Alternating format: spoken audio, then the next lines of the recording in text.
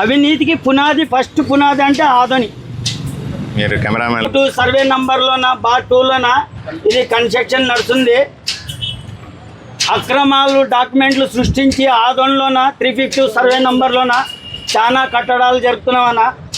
దయచేసి మీరు సహకరిస్తే మీడియా మిత్రులంతా మా భూములు మా జాగాలు మాకు వస్తాయి. లేదు ఇట్లే ఉంటే గిన ఆదోని డెవలప్మెంట్ కాదు. అవినీతికి పునాది ఫస్ట్ పునాది అంటే ఆదోని చేస్తామన్నారు. అసలు గెస్ట్ హౌస్ వచ్చి కలిసాం సార్. మీ ఆఫీస్ కాడికి వచ్చినాం, మేము గెస్ట్ హౌస్ లోకి వచ్చినాము. మళ్ళీ మాట్లాడతారా? ఇది అయిపోయిన తర్వాత రోడ్లు దాని గురించి న్యాయం చేస్తామన్నారు. చేస్తానన్నా ఎట్లా సార్ చేస్తాను, రోడ్డు మీద న్యాయం చేయగలరు. బాధ్యతలకి న్యాయం చేస్తాం, మీరు అండగా ఉంటామని మీరే నిలబడి చేద్దామా? నువ్వు ఒక నిమిషం ఆగు. నువ్వు ఏదైనా మాట్లాడినావు అనుకో, ఇది పోయి మొత్తం కెమెరాలో వస్తుంది.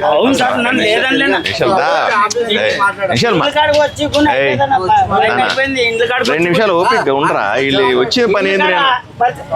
వాళ్ళది కడుపు కొట్టుకొని తింటున్నారు. వాళ్ళని ఎవరు నిలదీసి అడిగే వాళ్ళు లేరు. బీద వాళ్ళది నిలదీసి భూ కబ్జాలు చేస్తున్నారు. దానికి మద్దతులు ఇస్తున్నారు. ఆదోళన మద్దతులు ఇస్తున్నారు. నిలదీసి అడిగే వాళ్ళు ఎవరైనా ఉంటే కదా మాట్లాడేది. దాంట్లో మేము ఇది చేస్తాం అది చేస్తామని చెప్పుకుంటారు. కానీ ఇన్ని రోజులు ఎవరే కానీ పాటించలేదు. 15 సంవత్సరాలు అవుతున్నది 352 సర్వే నంబర్. ఇప్పుడు కన్స్ట్రక్షన్ నడిచింది.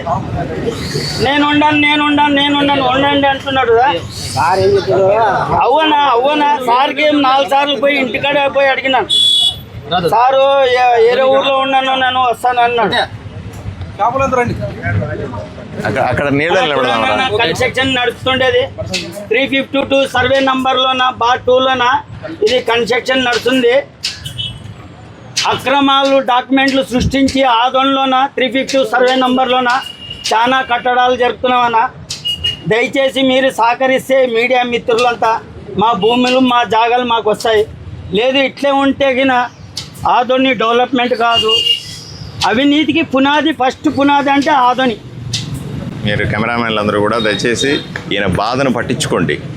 24 గంటలు మీరు ఆయన బాధపడతా ఉన్నాడు. బాధగా అన్న ఇక్కడ ఒక్క నిమిషము ఆల్రెడీగా 5 నిమిషాల్లో ఇన్ఫర్మేషన్ పోతుంది.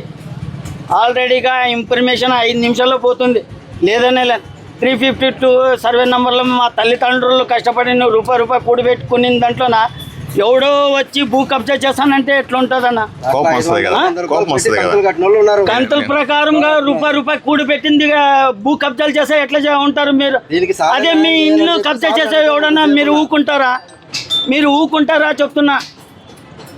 అందరూ సూట్ కేసుల దారులే ఉండరు. ఇదేం లేదనే వస్తే చాలు మాకు కడుపు నిండితే చాలు అనేవాళ్ళు. మేము అన్నం పప్పు తినేవాళ్ళు, బిర్యానీలు కాదు తినేది. దయచేసి మీడియా వాళ్ళందరూ ఇంతో పోయి అక్కడ జరుగుతున్న అన్యాయం ఒక నిమిషం ఆగరా. పెద్ద మనిషి ఇంత బాధపడతా ఉన్నాడు, నడి రోడ్డు మీద నిలబడి ఇబ్బంది పడతా ఉన్నాడు. నేనేదో ఈ చూడడానికి వస్తే ఆయన ఆవేదన వ్యక్తం చేస్తున్నాడు. మీరందరూ పోయి దాన్ని పిక్చరైజ్ చేసి ఈయనకి సహకరించి ఈయన మద్దతుగా నిలబడితే మేమంతా అందరూ కూడా మిగతా వాళ్ళందరూ ఆఫీసర్లందరినీ కూడా స్టెబిలైట్ చేసి వాళ్ళని ఒక దారిలోకి తెచ్చి వీళ్ళ బాధను తగ్గించాలా, ప్రజలకు కబ్జాల నుంచి కాపాడాలనే విషయాన్ని సీరియస్గా తీసుకోవాల్సిందిగా కోరుతా. న్యాయం చేయాలని అందరికీ కోరుతున్నాం. అందరూ ప్రతి ఒక్కరు సహకరించాలి. ఏదో పూటకు అయిపోయేది కాదు. వీళ్ళు 3 సార్లు నా దగ్గరికి వచ్చినారు. రకరకాలుగా మనం నోటీసులు ఇస్తున్నాం, పిటిషన్లు ఇస్తున్నాం, స్పందించేవాళ్ళు లేడు. కాబట్టి దయచేసి వీళ్ళ ఆవేదనని, కబ్జాల్లో ఇళ్ళు పోగొట్టుకుంటున్నా, కబ్జాల్లో స్థలాలు పోగొట్టుకుంటున్న వాళ్ళ ఆవేదనను గుర్తించి మీడియా కూడా సహకరించాలి వీళ్ళకి. రైట్ సార్, ఇంకోటి సార్, మీరు గెస్ట్ హౌస్లో ఉన్నప్పుడు వచ్చి ఇది చేసినాం సార్.